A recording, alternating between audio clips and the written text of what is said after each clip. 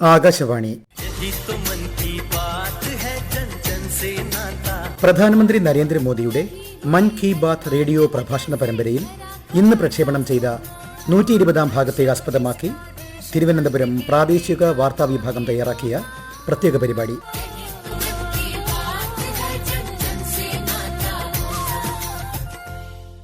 ഭാരതീയ പുതുവത്സരാരംഭത്തിന്റെയും ചൈത്ര നവരാത്രിയുടെയും പശ്ചാത്തലത്തിൽ വിവിധ സംസ്ഥാനങ്ങളിൽ നിന്നും ലഭിച്ച കത്തുകളും ആശംസാ സന്ദേശങ്ങളും പങ്കുവച്ചുകൊണ്ടാണ് പ്രധാനമന്ത്രി നരേന്ദ്രമോദി ഇന്ന് മൻ കി ബാത്ത് പരിപാടിയുടെ 120-ാം ഭാഗത്തിന് തുടക്കമിട്ടത്.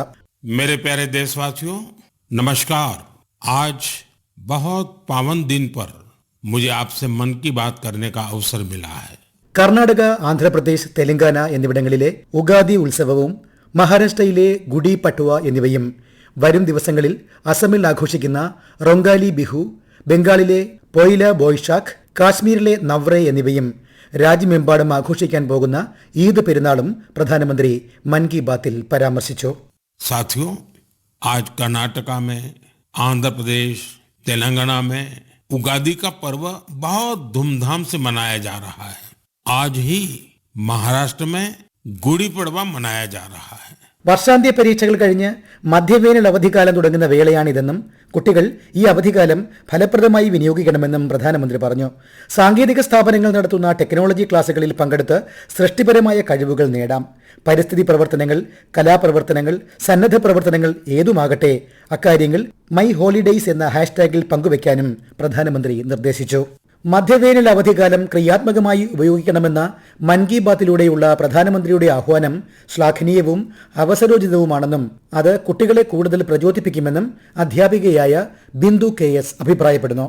നമ്മുടെ രാജ്യത്ത് നടക്കുന്ന എല്ലാ വിഷയങ്ങളെക്കുറിച്ചും എല്ലാ പ്രശ്നങ്ങളെയും കുറിച്ച് വളരെ വ്യക്തമായ കാഴ്ചപ്പാടോടുകൂടി അദ്ദേഹം സമൂഹത്തെ, രാജ്യത്തെ ജനങ്ങളെ മുഴുവനായിട്ട് മൻ കി ബാത്ത് പ്രോഗ്രാമിൽ കൂടി നമ്മളോട് സംവദിക്കാറുണ്ട്. പരീക്ഷാകാലം തുടങ്ങുന്നതിന് തൊട്ട് മുൻപായിട്ട് അദ്ദേഹം പരീക്ഷാ പേ ചർച്ചയിൽ കൂടി രാജ്യത്തെ മാതാപിതാക്കളെയും കുട്ടികളെയും അഭിമുഖീകരിച്ച് സംസാരിച്ചത് നിങ്ങൾ കേട്ട് കാണും. അത് കഴിഞ്ഞ് അദ്ദേഹം മൻ കി ബാത്ത് പ്രോഗ്രാമിൽ വളരെ വിശദമായി വീണ്ടും മാതാപിതാക്കൾക്കും വിദ്യാർത്ഥികൾക്കും അറിയാനായി കുറേ അറിവുകൾ പകർന്നു തന്നു. നമ്മുടെ കുട്ടികൾക്ക് ഈ മധ്യവേനൽ അവധിക്കാലം, ഈ 2 മാസം എങ്ങനെ നമുക്ക് പ്രയോജനപ്പെടുത്താം, സമൂഹത്തിന് ഉപകാരപ്പെടുന്ന രീതിയിൽ, അല്ലെങ്കിൽ ആ കുട്ടിക്ക് തന്നെ ഉപകാരപ്പെടുന്ന രീതിയിൽ എങ്ങനെ നമുക്ക് അവനെ മാറ്റിയെടുക്കാം എന്നുള്ള ഒരു ചിന്ത തന്നെ രാജ്യത്തെ പ്രധാനമന്ത്രിക്ക് വന്നത് ഏറ്റവും നല്ല ശ്ലാഘനീയമായ ഒരു കാര്യമായിട്ടാണ് എനിക്ക് തോന്നിയത്.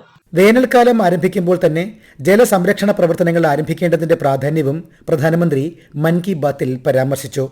മുൻ വർഷങ്ങളിലേതുപോലെ ഇത്തവണയും മഴവെള്ളം പാഴായി പോകാതെ മഴ കൊയ്ത്തു നടത്തുന്നതിനുള്ള ക്യാച്ച് ദ റെയിൻ പ്രചാരണ പരിപാടിയുടെ ഒരുക്കങ്ങൾ പൂർത്തിയായിട്ടുണ്ടെന്നും എല്ലാവരും ക്യാമ്പയിന്റെ ഭാഗമാകണമെന്നും ജലസംരക്ഷണ ബോധവൽക്കരണ പ്രവർത്തനങ്ങൾക്ക് ആക്കം കൂട്ടണമെന്നും പ്രധാനമന്ത്രി ആഹ്വാനം ചെയ്തു. मेरे प्यारे देशवासियों, गर्मी का मौसम शुरू होते ही शहर शहर, गांव गांव पानी बचाने की तैयारियां भी शुरू हो जाती हैं.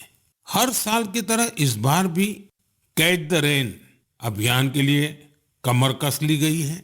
ये अभियान भी सरकार का नहीं बल्कि समाज का है.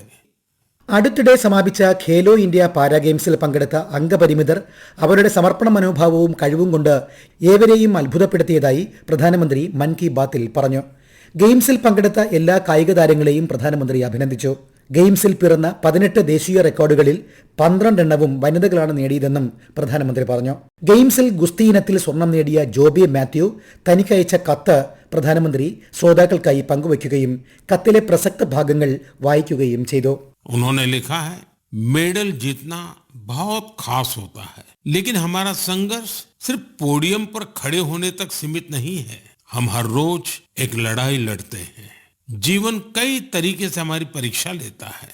बहुत कम लोग हमारे संघर्ष को समझ पाते हैं. ഇന്നത്തെ മൻ കി ബാത്ത് പരിപാടിയിൽ പ്രധാനമന്ത്രി നരേന്ദ്രമോദി തന്റെ പേര് പരാമർശിച്ചതിൽ ഏറെ സന്തോഷിക്കുന്നതായും അത് തനിക്ക് കൂടുതൽ പ്രചോദനം നൽകുന്നതായും ജോബി മാത്യു ആകാശവാണിയോട് പ്രതികരിച്ചു.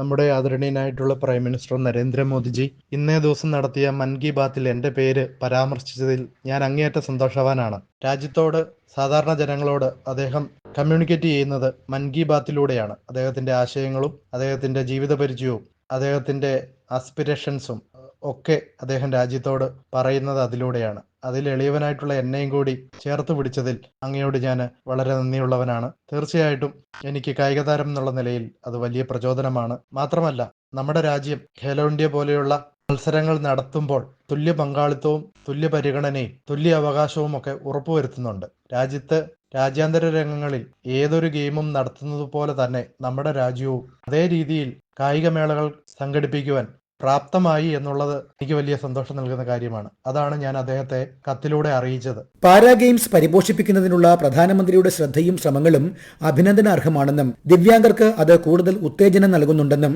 പാരാ അത്ലറ്റും sports association for differently abled കേരളയുടെ ട്രഷററുമായ അബ്ദുൽ സലാം പറയുന്നു. ബഹുമാനപ്പെട്ട പ്രധാനമന്ത്രിജി മൻ കി ബാത്ത് എന്ന പരിപാടിയിലൂടെ പാരാ ഗെയിംസിനെ കുറിച്ച് പ്രതിപാദിക്കുകയുണ്ടായി.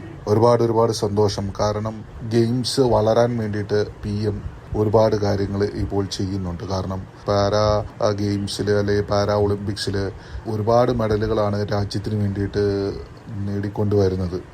അതിനുശേഷം അവരെ എല്ലാം പോയി പ്രധാനമന്ത്രി കാണുകയും അതുപോലെ തന്നെ അവരുടെ പ്രചോദനം കൂടുതൽ ഉണ്ടാക്കുകയും അതൊക്കെ നമുക്ക് കൂടുതൽ മെഡലുകൾ വരാൻ സാധ്യത ഉണ്ടാക്കുകയും ചെയ്തിട്ടുണ്ട്. ഇതുപോലുള്ള കായിക താരങ്ങളുടെ കാര്യങ്ങൾ ഈ മൻ കി ബാത്ത് പോലുള്ള പരിപാടിയിൽ പറയുകയും അവർക്കൊരു പ്രചോദനമാകുകയും ചെയ്യുന്നത് വളരെ പ്രശംസിക്കേണ്ട ഒരു കാര്യമാണ്. രാജ്യത്താദ്യമായി ഡൽഹിയിൽ സംഘടിപ്പിച്ച ഫിറ്റ് ഇന്ത്യ കാർണിവലിനെ കുറിച്ചും പ്രധാനമന്ത്രി മൻ കി ബാത്തിൽ പരാമർശിച്ചു. ശാരീരികക്ഷമത നിലനിർത്തുന്നത് സംബന്ധിച്ച് അവബോധമുണർത്തുന്ന ഇത്തരം പരിപാടികൾ പ്രാദേശികമായി സംഘടിപ്പിക്കാൻ പ്രധാനമന്ത്രി അഭ്യർത്ഥിച്ചു. നമ്മുടെ ദേശീയ കായിക വിനോദങ്ങൾ ഇപ്പോൾ ജനപ്രിയ സംസ്കാരത്തിന്റെ ഭാഗമായി മാറുകയാണെന്ന് പ്രശസ്ത റാപ്പർ സംഗീതജ്ഞനായ ഹനുമാൻ കൈന്ദിനെ പരാമർശിച്ചുകൊണ്ട് പ്രധാനമന്ത്രി പറഞ്ഞു. അദ്ദേഹത്തിന്റെ പുതിയ ഗാനമായ റൺ ഇറ്റ് അപ്പ് പ്രശസ്തമായി കൊണ്ടിരിക്കുകയാണെന്നും ഹനുമാൻ കൈന്ദിന്റെ പരിശ്രമത്തിലൂടെ ലോകമെമ്പാടുമുള്ള ജനങ്ങൾക്ക് ഇന്ത്യയുടെ ആയോധന കലകളെക്കുറിച്ച് അറിയാൻ കഴിയുന്നതിൽ അഭിമാനിക്കുന്നതായും പ്രധാനമന്ത്രി വ്യക്തമാക്കി. വാരാണസിയിൽ നിന്നുള്ള അഥർവ കപൂർ, മുംബൈയിൽ നിന്നുള്ള ആര്യഷ് ലിഖ, ആട്രിമാൻ എന്നിവർ മൈ GOVയിലൂടെയും നമോ ആപ്പിലൂടെയും നൽകിയ സന്ദേശങ്ങൾ പ്രധാനമന്ത്രി മൻ കി ബാത്തിൽ പങ്കുവച്ചു. അവർ എഴുതി അറിയിച്ച പ്രധാനമന്ത്രിയുടെ മൗറീഷ്യസ് സന്ദർശനത്തെക്കുറിച്ചുള്ള അവരുടെ വികാരങ്ങൾ ശ്രദ്ധേയമാണെന്നും പ്രധാനമന്ത്രി പറഞ്ഞു. മറ്റു ചില രാജ്യങ്ങളുടെ പാരമ്പര്യത്തിലും സംസ്കാരത്തിലും നമ്മുടെ രാജ്യത്തിന്റെയും ഭാഷയുടെയും സ്വാധീനം ദർശിക്കാൻ കഴിയുമെന്ന് ഫിജിയുടെയും സുരിനാമിലെയും സംഗീത ശകലങ്ങൾ ശ്രോതാക്കൾക്കായി പങ്കുവച്ചുകൊണ്ട് പ്രധാനമന്ത്രി അഭിപ്രായപ്പെട്ടു. ലോകം ഇന്ന് നേരിടുന്ന മലിനീകരണത്തിൽ ടെക്സ്റ്റൈൽ മാലിന്യങ്ങൾ ആശങ്കയുളവാക്കുന്നതാണെന്ന് പ്രധാനമന്ത്രി പറഞ്ഞു. തുണിത്തരങ്ങൾ സൃഷ്ടിക്കുന്ന മാലിന്യങ്ങളിൽ 3ാം സ്ഥാനത്താണ് നമ്മുടെ രാജ്യമെങ്കിലും ഈ വെല്ലുവിളി നേരിടാൻ രാജ്യത്ത് പ്രശംസനീയമായ ശ്രമങ്ങൾ നടക്കുന്നതിൽ സന്തുഷ്ടനാണെന്ന് പ്രധാനമന്ത്രി വ്യക്തമാക്കി. ഫാഷൻ മാറുന്നതനുസരിച്ച് തുണിത്തരങ്ങൾ വലിച്ചെറിയുന്ന പ്രവണത ഒഴിവാക്കി അവ പുനഃചംക്രമണം നടത്തുകയോ ശേഖരിച്ച് ദരിദ്രരായവർക്ക് വിതരണം ചെയ്യുകയോ ചെയ്യുന്നത് പ്രോത്സാഹിപ്പിക്കണമെന്നും പ്രധാനമന്ത്രി പറഞ്ഞു. इस बार मन की बात में मैं एक ऐसी चुनौती के बारे में बात करना चाहता हूं जो सीधे हम सबसे जुड़ी हुई है. ये चुनौती है ടെക്സ്റ്റൈൽ വേസ്റ്റ് की.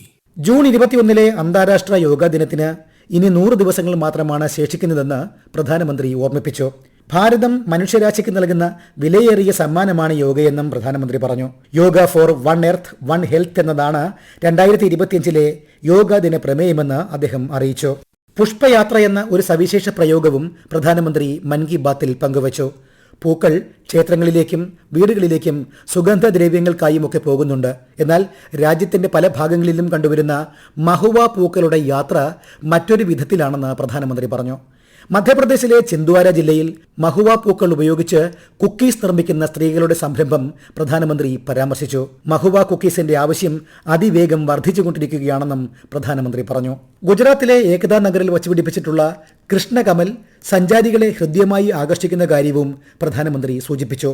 നമ്മുടെ പ്രദേശത്തെ പൂക്കളുടെ ഇത്തരത്തിലുള്ള യാത്രയെക്കുറിച്ച് എഴുതി അറിയിക്കാനും അഭ്യർത്ഥിച്ചുകൊണ്ടാണ് പ്രധാനമന്ത്രി മൻ കി ബാത്തിന്റെ 120ാം അധ്യായം അവസാനിപ്പിച്ചത്. आप अपने क्षेत्र में फूलों की ऐसी अनोखी यात्रा के बारे में मुझे भी लिखिएगा. मेरे प्यारे साथियों, आप मुझे हमेशा की तरह अपने विचार, अनुभव और जानकारियां साझा करते रहें. आप सबका बहुत बहुत धन्यवाद. नमस्कार. ഇതുവരെ കേട്ടത് പ്രധാനമന്ത്രി നരേന്ദ്രമോദിയുടെ മൻ കി ബാത്ത് റേഡിയോ പ്രഭാഷണ പരമ്പരയിൽ ഇന്ന് പ്രക്ഷേപണം ചെയ്ത 120ാം ഭാഗത്തെ ആസ്പദമാക്കി തിരുവനന്തപുരം പ്രാദേശിക വാർത്താ വിഭാഗം തയ്യാറാക്കിയ പ്രത്യേക പരിപാടി. ഏകോപനം മയൂഷ AM. തയ്യാറാക്കി അവതരിപ്പിച്ചത് അനിൽകുമാർ ഐരൂപ്പാറ.